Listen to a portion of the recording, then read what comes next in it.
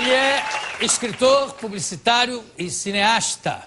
Eu vou conversar, se eu conseguir abotoar o paletó aqui dentro, que é toque, só para depois desabotoar. Pronto. Com o escritor, publicitário, cineasta, Valdi Ercolani. Por favor.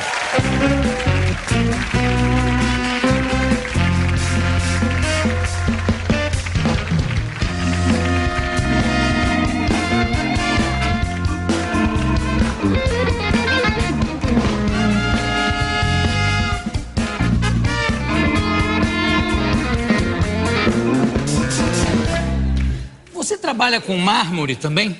Não. Porque você tem um aperto de mão que quase me triturou os ossos. Jô. E o abraço também. Eu digo, Jô. Esse homem é marmorista. Não. É um afeto. Afeto? Não te lembra que há 38 anos atrás, eu e você estávamos num avião da Air France, estacionado no aeroporto do Rio de Janeiro, Santos Dumont, fazendo um comercial para a Air France. Você, garoto, propaganda, e eu, o diretor de cena. Olha que memória! 38 anos. Nossa. Então, esse aperto que você deu na minha mão foi de vingança. Não, a vingança. Não. Foi um comercial que eu fiz para a Air France. Jô. Me lembro nitidamente, lembro de você, inclusive. Jô, você era mais baixinho ou não? Olha, foi o comercial mais rápido que eu fiz na minha vida. 3 take e usando o jargão cinematográfico, estava na lata. Olha. O ator era top de linha. Puxa, muito obrigado. Posso tomar um gole do teu Prosecco? Pode. Eu não sei o que tem aí, se é água. Você quer processo? Quer um champanhe? Você quer? Não, essa tá ótima, essa aqui. O que tem ali, Alex? Água, seu João. Ah, é água. É um pró-úmido. Entendeu? Prosecco, pró. Bem, enfim. Jô, então, hoje, 38 anos depois, eu Você lembra que roupa eu tava? Não. Eu tava com terno preto, com riscas tom sur tom. Ah. Coisa de viado, lembrar de um detalhe desse? Agora, eu lembro que você era um pouco mais baixo, não sei. Ou era eu que era mais magro? Eu acho que era você que era mais magro. Eu tava numa época muito magro até. Muito mesmo. Pois é, dito isso, acho que não temos mais nada a conversar. Vamos direto aqui ao assunto do livro. Nossa, quase que eu derrubo aqui. Inocêncio e o início da jornada. É Valdi ou Valdi? Valdi. Valdi, porque quando eu estava nos Estados Unidos, eles não conseguiam pronunciar Valdi, né? Valdi, how are you? I'm fine. E não, Valdi, então ficou Valdi. Ficou Valdi. Ilustrações da Ana Luísa Bellucci. Isso. E pela editora Selene. Você ficou quanto tempo nos Estados Unidos? 8 meses. Em 8 meses você já mudou a acentuação do nome? Totalmente. Para não virar... Porque senão, como é que falavam? Valdi. Valdi. E você gostou, ficou Valdi. O Valdi ficou porque toda vez que eu dizia Valdi, escreviam ou com Y, né, ou com W, então Valdi. Então. Você sabe que nós tivemos aqui um escritor de peças teatrais, foi casado com a Heloísa Helena, que chamava Paulo Magalhães.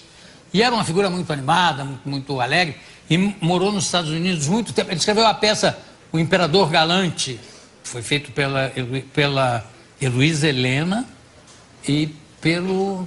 não me lembro agora, mas foi pelo Odilon. E aí ele morou nos Estados Unidos, e Magalhães lá era incrível, ninguém Magalhães.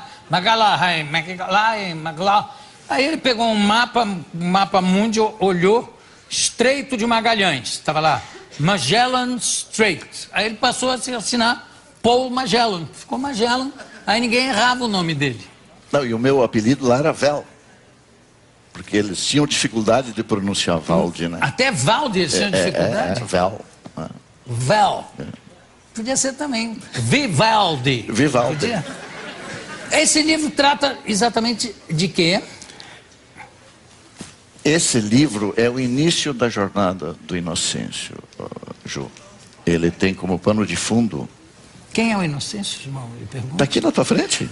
Ah! Aqui, você está entrevistando ele. Mas Inocêncio é um nome de ficção, né? Ou não? Não. É um nome de ficção.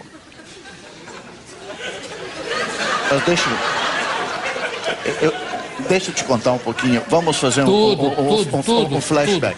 Tudo. Eu nasci numa comunidade de pequenos lavradores. Hoje é Nova Esperança do Sul. Mas em 30... Que é no Rio Grande do Sul. Mas em 39, quando eu nasci, não existia no mapa do Rio Grande do Sul. E como é que você conseguiu nascer? Essa é a pergunta que eu me faço até hoje, João. Quer dizer, você nasceu num lugar que não existia. Exatamente.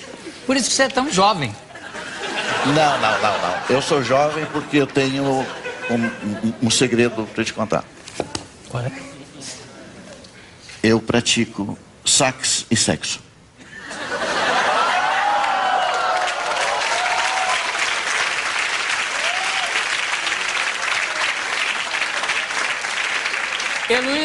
Heloísa Perricet, o que é que você tem a dizer para um homem que pratica sax e sexo?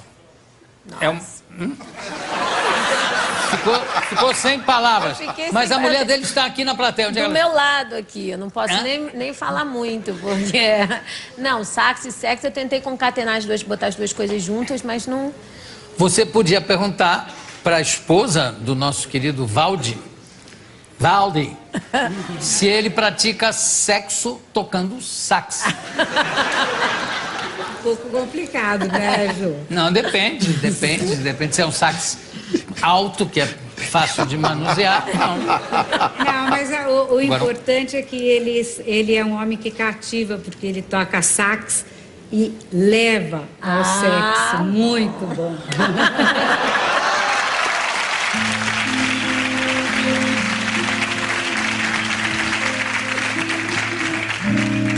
Mas, esse nó do Inocêncio, eu preciso te contar essa história do Inocêncio, porque a criança, quando eu vim ao mundo, eu vim como... Criança. A criança e o CD virgem. Era um CD virgem. Um HD virgem, não, até, né? E eu nasci numa comunidade de pequenos lavradores. Agricultor. Isso. Não havia luz elétrica, não havia rádio. Quer dizer, você nasceu, mesmo sua mãe dando a luz, você nasceu no escuro. No escuro. Não havia iPad, não havia iPod, mas tinha muito iPin. Tinha muito iPod, não tinha iPod, tinha iPin. E tinha, com todo respeito, tinha iPhone. Senão não nascia ninguém também. Não foi tão engraçado assim. Mas aí você nasceu lá e... Eu não conhecia o mal, porque não havia o dinheiro como instrumento de troca e não havia corrupção. Porque é evidente que se um agricultor quisesse corromper um agente público, ele teria que oferecer uma ovelha ou uma vaca. Dava para fazer. Mas não dava para guardar nas cuecas. A minha mão vai ficar roxinha, mas não faz mal. Fala, não dava para guardar, esconder na cueca. E os paraísos fiscais mandar uma manada para lá era impossível também, uma manada de bois. Então, o Inocêncio, até os 7 anos, não conheceu o mal. E vai para o mundo levando... Era um Candide do Voltaire, né? Um Cândido. Ingênuo. Sim. Naif. Né? Naif. Bom, aí com que idade o Inocêncio perde a inocência? Bom, ele sai, aos 7 anos, ele vai morar numa cidade de pequeno porte, que é São Borja. Ah, você morou em São Borja ou só a personagem? Não, morei em São Borja. E aí? Então, aos 7 anos, o meu daimon, o meu anjo da guarda, aquele guia lá, me fez descobrir o cinema. E eu trabalhei como operador cinematográfico durante 3 anos, dos 11 aos 14 anos, em São Borja. Mas operador cinematográfico exibindo filmes num cinema, rodando... Isso. Ainda na época do carvão, né? Do carvão. O Joaquim Macedo, ele tinha um cinema em São Borja e eu era o seu empregado. Era seu pai? Não, ele era meu patrão. O pai... O pai do Luiz Macedo. Ah, o pai do Luiz Macedo? O pai do Luiz Macedo. Tinha um cinema em São Borja. E o seu Joaquim Macedo me convidou para morar com eles em Porto Alegre. O Joaquim Macedo era pai do Luiz Macedo. Do Luiz Macedo. E era casado com a Fida Macedo Goulart, que era irmã do João Goulart. Puxa, você chegou a exercer algum cargo político devido a esse parentesco? Não, nenhum. Longínquo? Mas estou só para te situar essa coisa do Inocêncio, porque as coisas que vão acontecer no futuro, tu poderá não acreditar que seja verdade. Não vai acreditar. Acredito. Não vai. Então não vou. Tá. E aí? E eu fui morar em Porto Alegre, na casa da família do Luiz Macedo, dos 14 aos 22 anos. Então, esse livro trata da família do Luiz Macedo como personagens. E com o nome explícito mesmo, Macedo? Não, explícito. A única ficção é o Inocêncio. Esse é o único... E aí ele vai para... Eu sei que ele passa, olha só. Aí é você que foi para Portugal... Espanha. Passou por Portugal, a caminho de Madrid, trabalhou por um ano nos estúdios Moro. Moro, em Madrid, como roteirista. Roteirista de filmes publicitários. Isso. Em 68, você foi para Londres estudar cinema no London School of Film Technique. É isso? Isso. Em 69, foi para Paris. Você viajou muito e porque se não me falha a memória... Esse comercial que você citou foi feito em 71 72. ou 72. E foi o primeiro comercial com som direto. É mesmo, João? Você não foi dublado, João. Era tua voz. Eu sei que não foi dublado. Eu sei. Bom, e aí, então, agora tem agradecimentos aqui, olha, Luiz Macedo, enfim, uma porção de gente e tal. Você quanto tempo levou escrevendo esse livro? Esse livro é o terceiro de uma saga. Tem o primeiro, que é Inocêncio e a Criança Divina, que é a relação do avô e o neto. Porque o avô é o grande guru do Inocêncio, né? É o sábio que prepara para a jornada da vida. E o segundo livro? O segundo é o Despertar do Inocêncio, quando ele começa a perceber que a teoria na prática é outra. Que ele não é tão inocente quanto... o mundo não é tão inocente quanto ele gostaria. O Inocêncio verga, mas não quebra. Mas ele segue a sua trajetória. E aqui tem... o avô Pietro ensinava que a natureza não nos prende a nenhum vício. É verdade isso? Com certeza. O Inocêncio daqui, claro, é uma inspiração... É inspirado na sua própria experiência de vida, Valdi? O Inocêncio, ele é um personagem inspirado no inocente. Inocentes são os nossos filhos quando vêm ao mundo. E eles são puros. E o inocente é o primeiro guia interior da jornada do herói mitológico. Olha, quanto tempo para escrever esse livro especificamente? Esse 2 anos e meio. E os dois primeiros também? O primeiro, também? 5 anos. Olha só, aqui tem trechos assim de verdade, né? Empastelaram o Estado do Rio Grande, porta-voz do Partido Libertador, e nem o jornal comunista Tribuna escapou do quebra-quebra. Bem, isso em que época é? Isso foi na época do suicídio do Getúlio Vargas. Porque o livro tem como pano de fundo os anos 50.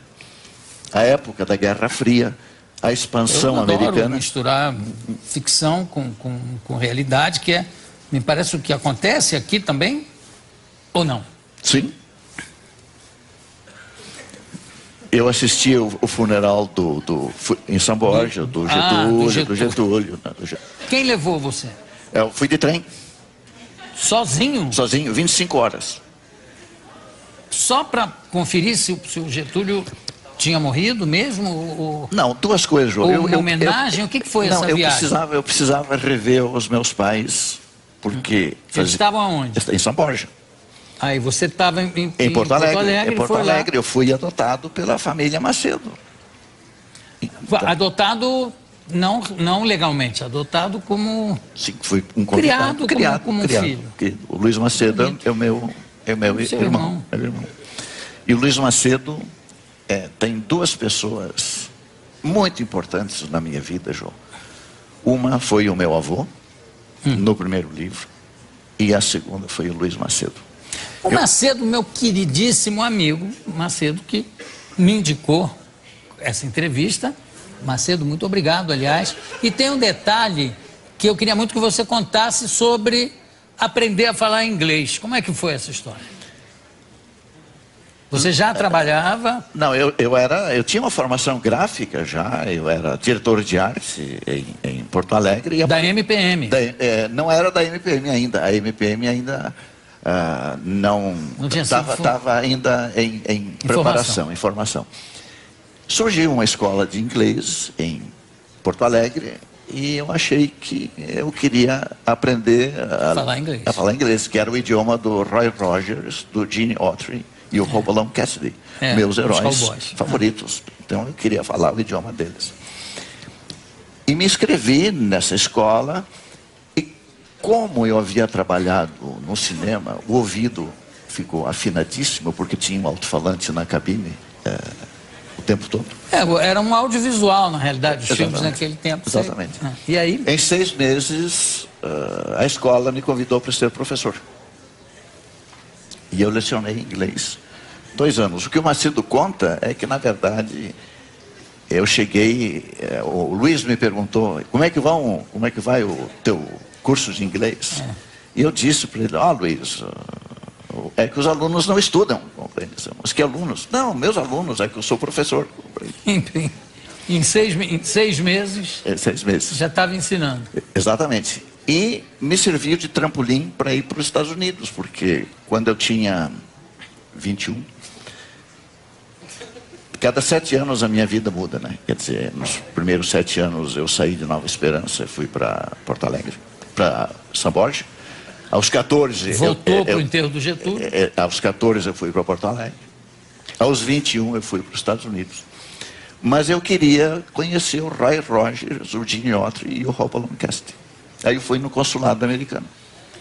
Chama-se Mr. Percy Warner. Eu digo, Mr. Warner, eu preciso ir para os Estados Unidos para conhecer o Roy Rogers, o Gene Autry e o Hopalong Cassidy. E eles assim, Daldy, você só pode ir aos Estados Unidos se você tiver alguém nos Estados Unidos que te dê uma carta de trabalho. Tudo bem.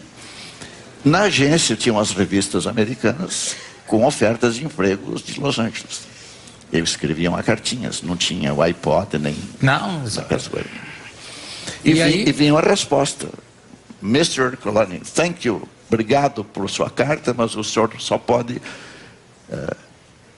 receber um emprego se tiver um visto de permanência.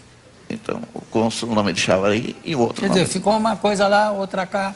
Agora, Valdir, eu queria que a gente terminasse o nosso papo com você tocando saxofone.